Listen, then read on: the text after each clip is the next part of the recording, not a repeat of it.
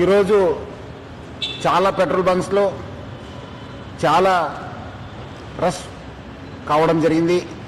ముఖ్యంగా పబ్లిక్ అందరు కూడా చాలా ప్యానిక్తోని అందరు కూడా పెట్రోల్ బంక్స్ దగ్గర పోతున్నారు. మనము ఈరోజు నేను, మన అడిషనల్ సిపి గారు, జాయింట్ సిపి గారు, మన కలెక్టర్ గారు హరిచంద్రన గారు, మన district civil supply officer Srinivasu అందరూ కలిసి మనం ఒక రివ్యూ మీటింగ్ పెట్టుకోవడం జరిగింది. దాంట్లో మనకు తెలిసిందేమంటే ఎటువంటి స్కేర్సిటీ లేదు, మనకు సఫిషియంట్ స్టాక్ ఉంది. 60 రోజుకు సరిపోయేంత స్టాక్ ఉంది. అది ఎందుకో ప్యానిక్ అయ్యి చాలామంది వాళ్ళు 2 వీలర్ కావచ్చు, 4 వీలర్ కావచ్చు అన్నీ ఫుల్ ట్యాంక్ చేసుకుంటున్నారు. మనము మొన్న 22 రోజు చూస్తే 3024 KL మనకు ఆ రోజు సేల్ కావడం జరిగింది.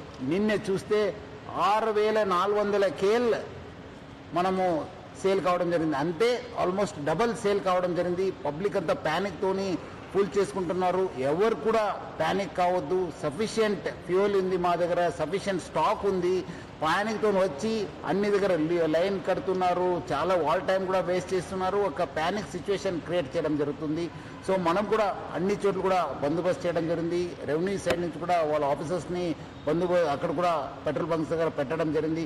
ఈ మధ్యలో కొంత కూడా అదేవిధంగా గౌరవ సిపి గారు అండ్ వారి టీం అందరితో కూడా మీటింగ్ పెట్టడం జరిగింది. సో దట్ ఈ సిచ్యువేషన్ ఏదైతే అందరూ ప్యానిక్ లాగా క్రియేట్ చేసుకున్నారో దాన్ని ఎలా ట్యాకిల్ చేయాలి అని మేము స్టాక్ పొజిషన్ చూస్తే కనుక మన దగ్గర 60 days వరకు స్టాక్ అవైలబుల్గా ఉంది.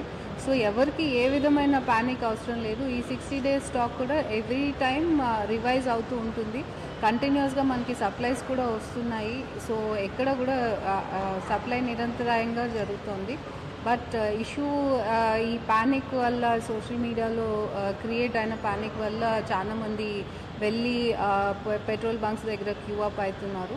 మేము కూడా డిస్ట్రిక్ట్ మొత్తం మాకు ఉన్న 186 పెట్రోల్ బంక్స్ దగ్గర మనము మొత్తం స్టాఫ్ని పొజిషన్ చేయడం జరిగింది. ఒక పోలీస్ పర్సనల్, ఒక రెవెన్యూ స్టాఫ్, సివిల్ సప్లై స్టాఫ్లో ఎవరో ఒకరు కంటిన్యూస్గా ఇక్కడ ఈచ్ పెట్రోల్ బంక్లో ఉండి మానిటర్ చేస్తున్నారు.